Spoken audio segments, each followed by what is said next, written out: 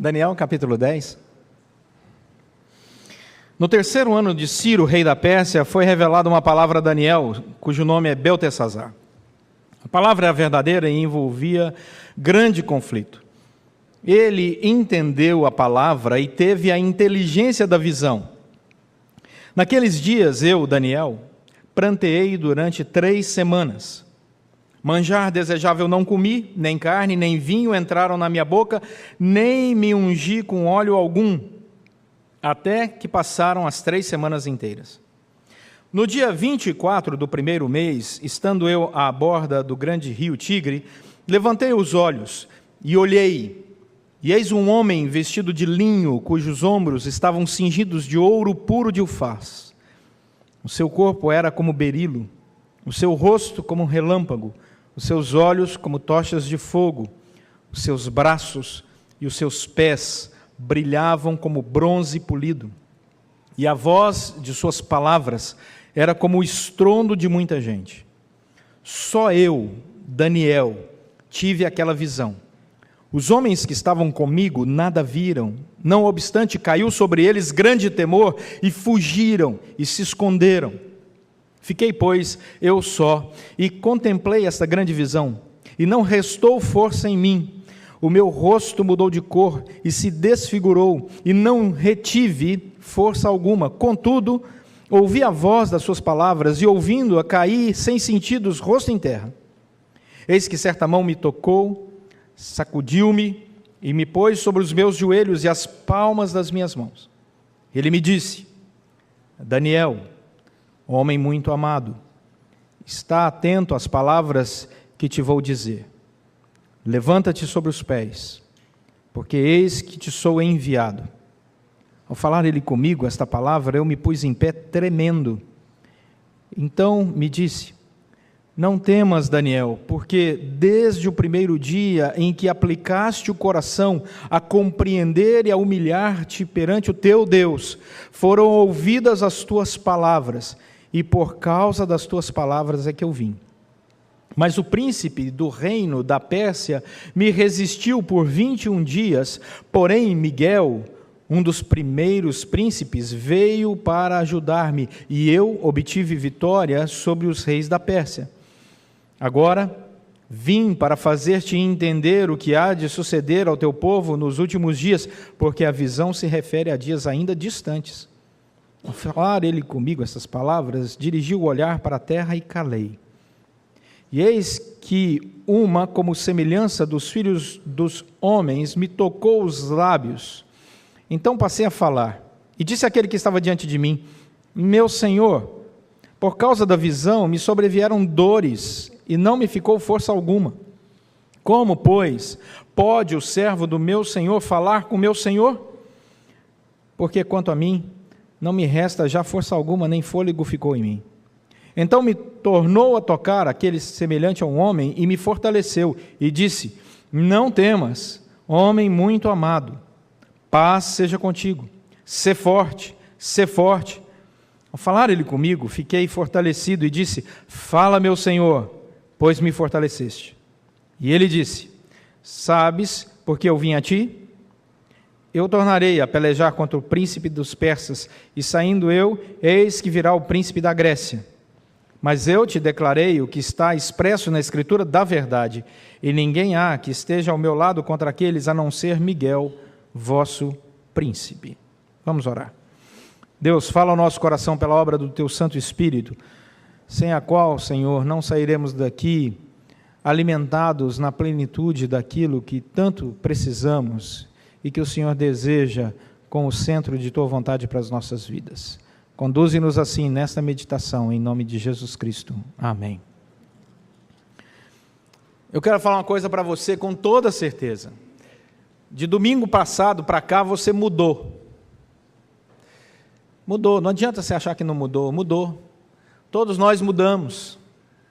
Todos nós envelhecemos um pouquinho, amadurecemos um pouquinho. Quem sabe ontem você descobriu uma ruguinha que não existia antes, não é? E isso é natural. Tudo muda, tudo passa. O Mark Dever, em um dos seus comentários bíblicos, diz que ele se lembra das primeiras roupas que ele usava quando ia para a igreja, que existia naquela época, roupa para ir para a igreja. Ele diz como o mundo mudou.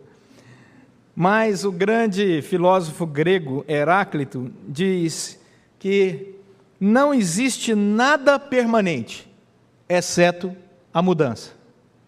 Não existe nada permanente, exceto a mudança. Se tem algo que nunca muda, é o fato de que haverá sempre uma mudança. E quando nós olhamos esse texto é riquíssimo, porque esse texto conta a história de uma vida. Se você olhar o capítulo 1 de Daniel, você vai encontrar Daniel com 15 anos de idade.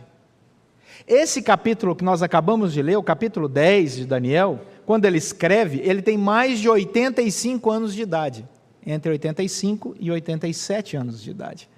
Então, entre o primeiro capítulo e o 10º capítulo, se passaram mais de 70 anos da vida desse homem. Ele viu inúmeras mudanças. E ele foi chamado por Deus para mostrar algo extraordinário. Como Deus pode mudar a nossa vida. Como a presença de Deus pode transformar a nossa existência. Esse livro é um livro riquíssimo, porque ele perpassa a história de Ezequiel, Abacuque, Jeremias, Sofonias. Todos eles foram profetas contemporâneos a Daniel. E John MacArthur, no seu comentário, lembra até que o próprio Senhor Jesus, em Mateus, no capítulo 24, cita Daniel. Portanto, esse livro tem uma autenticidade enorme, porque o próprio Senhor Jesus disse que esse livro era a palavra do Senhor. Portanto, as histórias maravilhosas descritas aqui em Daniel, sobre sua experiência com Deus, servem para nós como algo categórico na nossa fé, indiscutível. Interessante você observar, olha lá o capítulo 1 de Daniel, dá uma passeada aí no livro, que Daniel não recebe, como Isaías, um chamado aonde a resposta foi, eis-me aqui, um chamado especial. E Daniel também não recebe um chamado especial como Moisés, nós vimos domingo passado, quando Moisés diz, Senhor, eis-me aqui. Não, Daniel não é uma pessoa que tem um chamado assim tão especial. No capítulo 1, nós vamos ver do livro de Daniel, que o que aconteceu foi que Judá caiu sobre o poder de outro reino, o reino babilônico. Porque o povo de Israel havia negado a comunhão com Deus, Deus permitiu que os povos vizinhos avançassem e tomassem aquela nação inteira.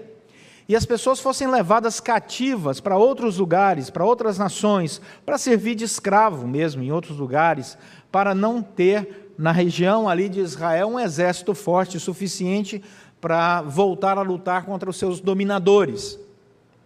Foi uma coisa terrível que aconteceu. E o Império Babilônico, que hoje, se você olhar no mapa, está na região do Iraque, né, ele avançou fortemente sobre Judá e tomou. E ali, diz o capítulo 1, que o rei Nabucodonosor, rei da Babilônia, resolve aumentar o número de conselheiros do rei. O que ele faz? Ele prepara uma escola de treinamento para isso. E ele requer da sua liderança que eles escolham jovens lá no meio de Israel, saudáveis, inteligentes, para que eles pudessem ser treinados para se tornarem conselheiros futuros do rei junto com tantos outros. E diz o capítulo 1 que são chamados alguns jovens do povo de Deus, entre eles Daniel, Ananias, Misael e Azarias, versículo 6. E aí, quando Daniel e os seus colegas chegam lá na Babilônia, eles descobrem que uma das propostas do rei é que eles tenham acesso à mesa do rei. Eles podem comer qualquer coisa que está na mesa do rei e beber das finas iguarias ali que o rei oferecia. O rei disse, olha, essa é a ordem, que eles comam e bebam do melhor, porque eu quero eles saudáveis, porque eles serão meus futuros conselheiros. Mas Daniel, um jovem simples, junto com seus colegas, percebeu que aquelas comidas elas eram dedicadas aos ídolos. E eles falaram, nós não vamos comer essa comida dedicada a ídolo, e não vamos beber dessa bebida dedicada a ídolo. E eles firmaram nos seus corações um propósito diante do Senhor. E eles falaram, olha, nós não vamos comer dessa comida. O homem fica maluco, chefe dos eunucos, e diz: se vocês não comerem disso, o rei vai chegar e vai perceber que vocês estão pálidos. E eles falaram: não, nós queremos uma comida separada, nos dê aí frutas. Nós vamos passar aí alguns dias comendo só fruta, depois você olha a nossa aparência. Se a gente estiver muito mal, nós vamos seguir a dieta do rei. Se não, nós vamos seguir a nossa dieta. A questão não era o alimento, a qualidade do alimento, mas a questão espiritual por detrás dela. E assim, passado um tempo, diz o texto, que muitos aqui conhecem de cor, esses jovens, Daniel, seus amigos, estavam muito mais saudáveis e continuaram, com a permissão do chefe dos eunucos, a comer uma comida que não era mais sacrificada a ídolos. Essa foi a decisão dele. Olha o que diz o versículo 9, do capítulo 1, que depois que Daniel resolve firmemente não contaminar-se com essas iguarias do rei, versículo 9 diz que Deus concedeu a Daniel misericórdia e compreensão da parte do chefe dos eunucos. E Daniel então começa uma caminhada com o Senhor, uma caminhada simples, uma caminhada como qualquer cristão hoje do século 21 pode ter. Não existe nada sobrenatural, nada espetacular no começo da vida desse jovem. Ele simplesmente se propôs a seguir o que a palavra do Senhor dizia que ele deveria fazer. E assim ele seguiu. Volta lá para o capítulo 10. E assim, quando nós olhamos a história de Daniel, do capítulo 1 até o capítulo 10, vemos que Deus honrou esse jovem. Ele cresceu, ele amadureceu, ele desenvolveu grandes experiências com Deus, Deus deu a ele a capacidade de interpretar sonhos, ele conquistou postos de comando naquele governo altíssimos, mas também conquistou grandes inimigos. Os inimigos organizaram uma maneira de perseguirem Daniel, a ponto de ele ser jogado numa cova dos leões. Todo mundo conhece muito bem essa história, mas ali o Senhor vem e resgata ele, ele é preservado daquele momento terrível na sua vida, e ele desenvolve ainda mais a sua vida com Deus, e ele recebeu um nome babilônico, porque ele iria servir o rei da Babilônia, um alto cargo, e o rei da Babilônia, que não era um homem que servia ao nosso Deus, troca o nome de Daniel para agradar as suas deidades, a sua adoração. Daniel em hebraico significa Deus é meu juiz. E o rei falou: não, você vai se chamar Beltesazar. E na língua babilônica significava Bel, que é uma deidade deles, protege o rei. Daniel não tem outra saída a não ser assumir esse nome. E aí, no versículo 1, você encontra Daniel falando sobre esse nome, do capítulo 10. Ele diz: no 3º ano do rei Ciro, rei da Pérsia, foi revelada uma palavra a Daniel, cujo nome é Beltesazar. A palavra era verdadeira, envolvia grande conflito. Ele entendeu a palavra e teve a inteligência da visão. Versículo 2, naqueles dias eu, Daniel, pranteei durante 3 semanas. Por que Daniel começa esse capítulo 10 dando a si mesmo esse nome babilônico? Ele quer deixar um testemunho escrito, para que não houvesse dúvida alguma de quem ele era. Ele está dizendo: olha, aquele homem de alto posto, de alto comando, conhecido do Império Babilônico e agora persa, aquele jovem que veio lá de Judá, deixa eu dizer uma coisa para vocês, esse Beltesazar sou eu, Daniel, e escuta a história que eu quero contar para vocês, o meu testemunho do que foi que aconteceu. E Daniel então começa a falar sobre a ação de Deus. A vida de Daniel é tão impressionante que até o profeta Ezequiel cita Daniel como exemplo de inteligência e de sabedoria. De inteligência e de sabedoria. Warren Wiersbe, um comentarista, diz que quando Daniel optou por usar esse nome babilônico, a intenção dele era deixar registrado para toda a história um documento oficial de algo extraordinário. Mas olha o que diz o versículo 2. Diz que esse Daniel, que tem essa intimidade com Deus, que caminhou por tantas mudanças, que viu reis e mais reis passarem diante dele, ele viu Nabucodonosor, ele viu Dario, ele viu agora rei Ciro, 70 anos de experiência no alto comando de uma nação, experiências com Deus, passando por grandes provações. Diz o texto que chega nesse momento aqui, e ele está pranteando durante 3 semanas, ele está em jejum, ele não tem nenhuma manifestação de alegria, como diz o versículo 3, ele está muito triste. E a pergunta é: que tristeza é essa? que tocou o coração desse senhor agora, já perto de 87 anos de idade. Que tristeza foi essa? Stuart Olyott, num livro chamado Ouse Ser Firme. Stuart Olyott é um grande pastor galês, né? E um exímio pregador, e ele escreveu um livro sobre Daniel. O livro tem esse título, Ouse Ser Firme. Ele é espetacular nesse livro, ao analisar toda a historicidade de Daniel. E ele diz o seguinte, Stuart Olyott, que Daniel envelheceu, mas não a ponto de privar-se do privilégio de entrar na presença de Deus em oração. Versículo 2 e versículo 3. E que Daniel passou a vida inteira dele orando 3 vezes ao dia, rogando a Deus, que Deus desse o privilégio do povo dele voltar para Jerusalém, sair daquele cativeiro de um império distante da sua nação e ter o privilégio de voltar para a terra que mana leite e mel, terra da promessa. Ele orava 3 vezes por dia, chegou a ponto de ser jogado nessa cova dos leões por causa dessa oração. E por 70 anos ele entrou na presença do Senhor. E agora o rei Ciro havia decretado o privilégio para que os judeus pudessem voltar para Jerusalém. E qual é a triste surpresa de Daniel? Ele percebeu que os irmãos, os seus compatriotas, não amavam a terra como ele amava. E a maioria não quis voltar para Jerusalém.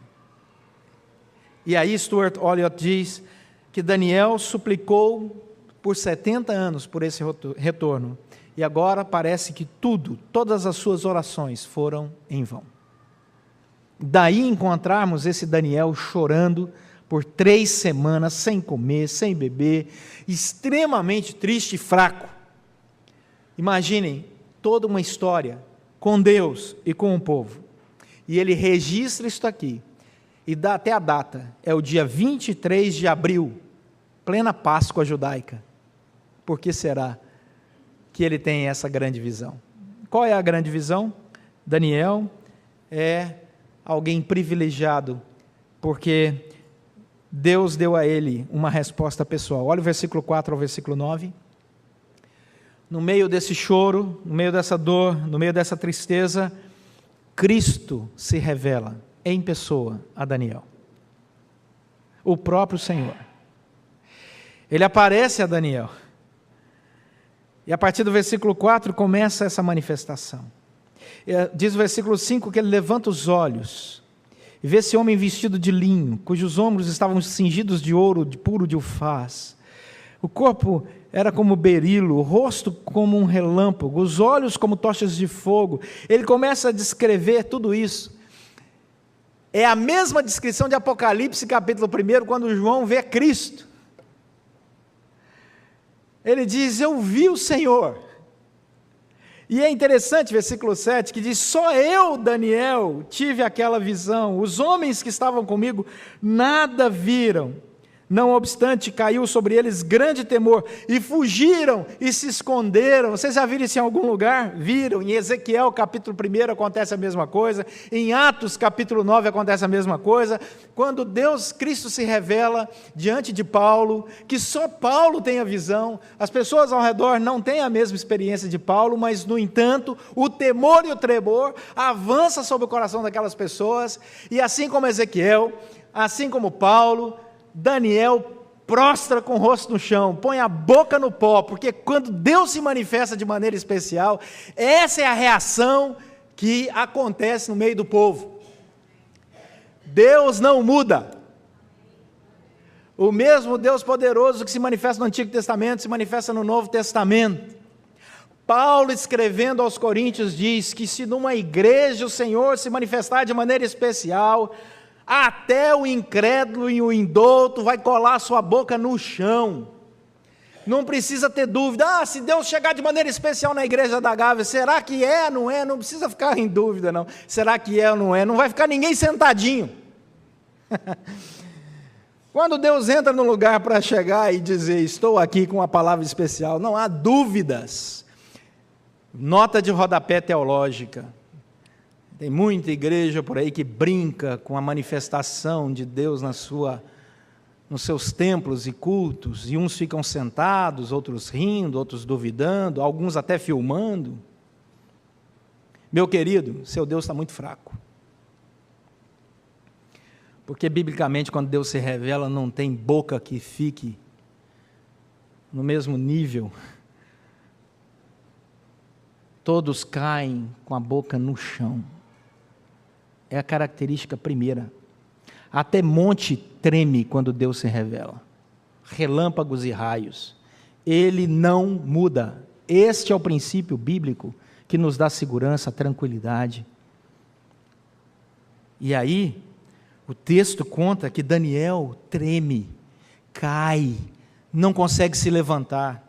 E o texto diz que vem uma mão especial, olha o verso 10. E eis que certa mão me tocou, sacudiu-me, e me pôs sobre os meus joelhos e as palmas das minhas mãos. Ou seja, esse homem não conseguia nem se levantar direito. O verso 11 diz que esta voz, essa manifestação, e provavelmente era Gabriel, o anjo do Senhor, não é Cristo que está falando com ele, Cristo está lá, mas é agora o mensageiro de Cristo que fala, como aconteceu no capítulo 8 de Daniel, capítulo 8, verso 15 a 18, como aconteceu no capítulo 9 de Daniel, do verso 21 ao verso 23, Gabriel vem novamente e diz assim: Daniel, vou entregar a palavra do Senhor para você, e ele se fortalece, porque Daniel agora é um homem de oração. E olha, diz o seguinte: somente aqueles que possuem uma natureza espiritual podem ver a realidade do mundo espiritual.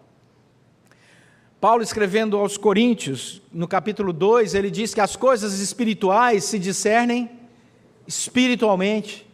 Não adianta você tentar explicar coisa espiritual usando toda a sua razão, todos os seus argumentos. As coisas espirituais só podem ser entendidas espiritualmente. Romanos capítulo 8 diz que o Espírito de Deus testifica com o nosso espírito, nós começamos a entender, são coisas espirituais, são coisas diferentes, sobrenaturais. E Daniel começa a ter essa experiência maravilhosa, e a palavra do Senhor para Daniel, olha o versículo 11, é lindíssima, porque Deus é um Deus de relacionamento amoroso. Daniel, você é um homem muito amado. Daniel, você é muito amado, porque Deus amou o mundo de tal maneira, que deu o seu Filho unigênito, para que todo aquele que nele crê não pereça, mas tenha vida e vida eterna. Quando foi que Deus deu o seu Filho? Na cruz, Páscoa. Quando é a revelação de Daniel? Páscoa. O Senhor comunica mensagens claras para quem pode entender espiritualmente a manifestação dele. E a mensagem dele é: você é um homem muito amado. Versículo 12: não temas, porque você aplicou o seu coração. Olha o que diz o versículo 12, qual foi a agenda espiritual de Daniel? Daniel, você aplicou o seu coração desde o primeiro dia para compreender e para se humilhar perante o teu Deus. Sabe qual é a resposta de Deus para você? Deus ouviu as tuas palavras. Você é um homem simples, como qualquer um de nós aqui. Daniel é uma pessoa pecadora como qualquer um de nós. E qual foi a resolução de Daniel? Ele recebeu um chamado supernatural? Não, ele simplesmente obedeceu a palavra, se curvava diante de Deus, orava 3 vezes ao dia diante do Senhor, lia a palavra, buscava compreender, entender, usar da sua inteligência para discernir o que Deus queria para a sua vida. Mas no momento em que há uma pressão espiritual, uma opressão espiritual, uma batalha espiritual, olha o que acontece. O texto é riquíssimo, porque diz o texto, versículo 13, que o diabo se manifestou de maneira tão poderosa que ele é chamado aqui de o rei, o príncipe do reino da Pérsia. Ele resiste a Gabriel. Por isso que não é Jesus que está falando com Daniel, porque Satanás não resiste a Jesus, muito menos impede Jesus por 21 dias. Mas segura Gabriel, e aí Gabriel precisa de ajuda. E diz o verso 13 que quem vai ajudar Gabriel é Miguel. E quando Miguel e Gabriel se unem, eles obtêm então a vitória sobre as forças espirituais do mal ali descritas como reis da Pérsia. Para quê? Versículo 14, que isso tudo acontece. Agora vim para fazer-te entender o que há de suceder ao teu povo nos últimos dias. Então a palavra do Senhor vem para trazer ao coração de Daniel compreensão da vontade de Deus do que aconteceria no futuro. E Deus diz, foram ouvidas as tuas palavras, e por causa das suas palavras é que eu vim. E Gabriel diz que há uma batalha espiritual, mas Daniel estava em oração. E Hebreus capítulo 1 diz que nós estamos em batalha espiritual. Efésios capítulo 6 diz que a nossa luta não é contra carne e sangue, mas contra principados e potestades deste mundo tenebroso. Isso é para cada cristão. Nós não vivemos em batalha 24 horas por dia, graças a Deus, nem todos os dias da nossa vida, graças a Deus, mas vez por outra entramos em batalha. Mas a palavra do Senhor diz que assim como aconteceu aqui com Gabriel e a relação de Miguel vindo socorrê-lo, acontece conosco. Abre em Hebreus 1 para você ver. Hebreus 1, 13.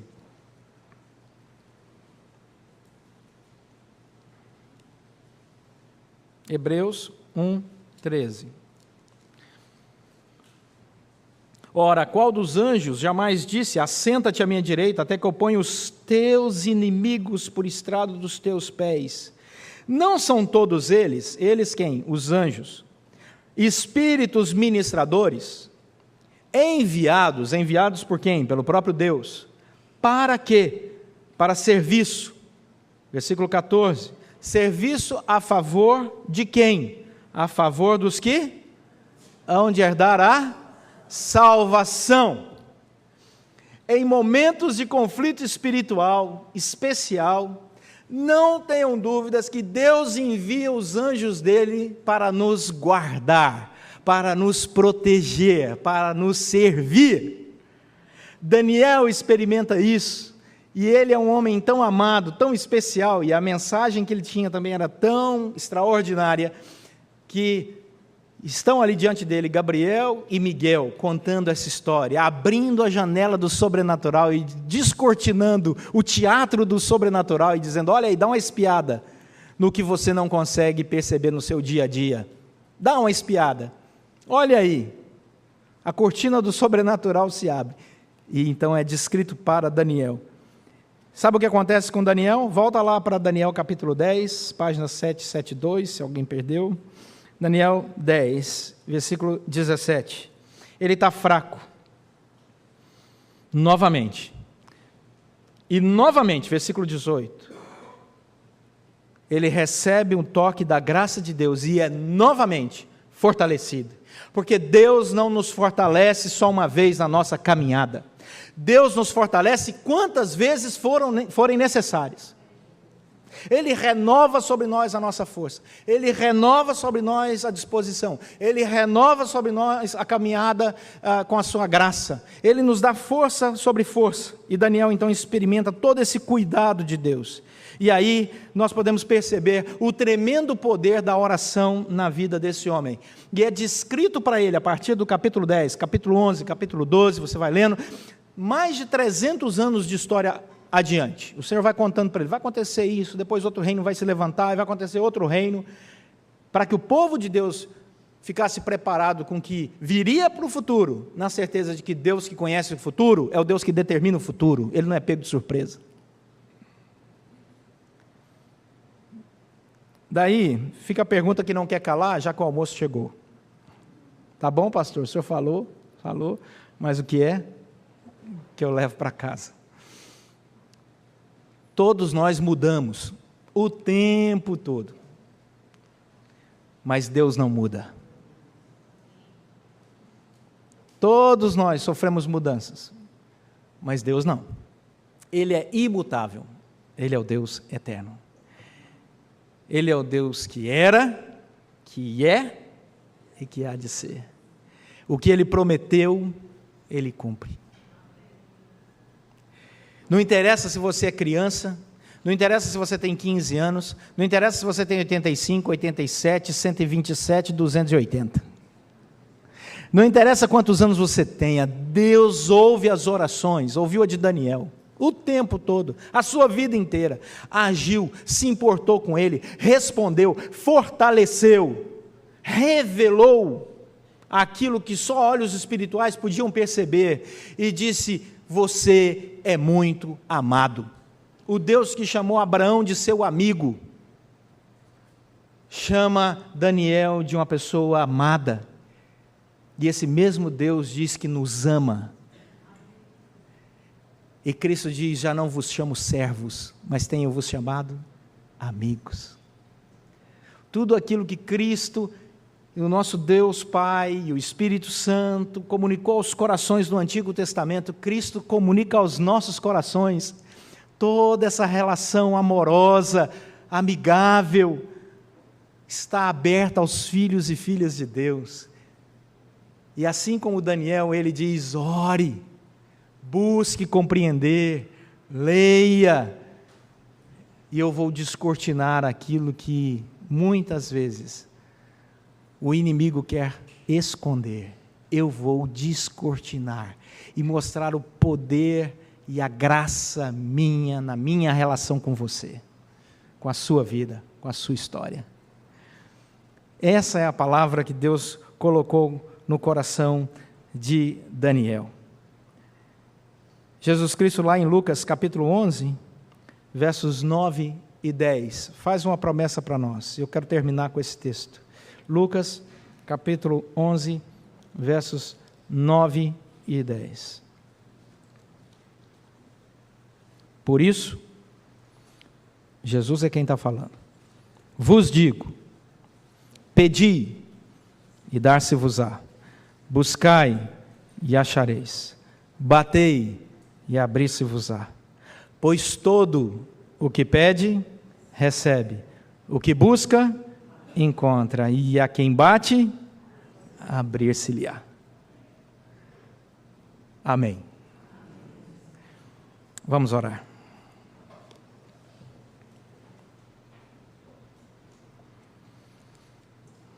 Peça que Deus dê discernimento ao seu coração para pedir conforme a vontade dEle para a sua vida.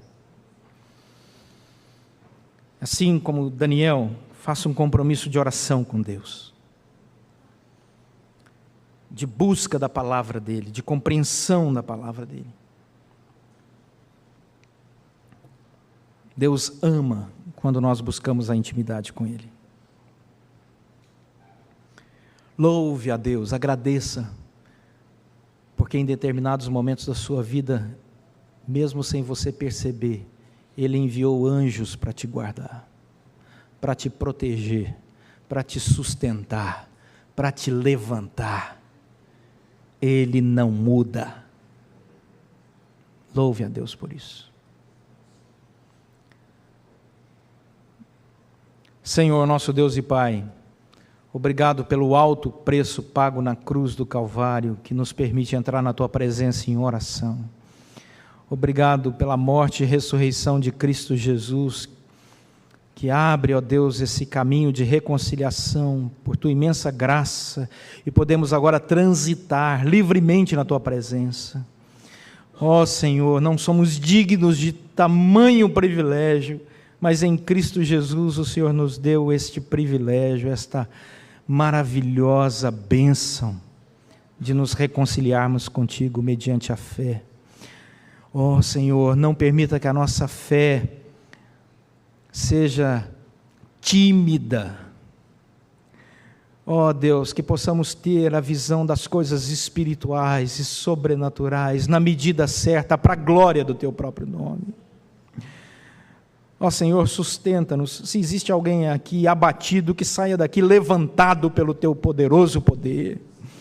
Se existe alguém entristecido, que saia renovado na alegria no Teu poderoso poder. Se existe alguém, ó Deus, que está sob ataque do inimigo, que seja repreendido em nome de Jesus Cristo. Se existem famílias, Senhor, aqui sofrendo, que o Senhor tenha misericórdia, Senhor. Manifeste por Tua imensa graça e poder, ó Deus, para a glória do Teu próprio nome, libertação, livramento e graça. Ó Deus, nós vivemos num mundo muito mau, tem misericórdia de nós. nos dê dessa intimidade maravilhosa com o Senhor. Obrigado porque o Senhor nos ama. Obrigado porque o Senhor é nosso amigo. Obrigado porque o Senhor é nosso Senhor. Obrigado porque o Senhor é nosso único e exclusivo Salvador. Oramos em nome de Jesus Cristo. Amém.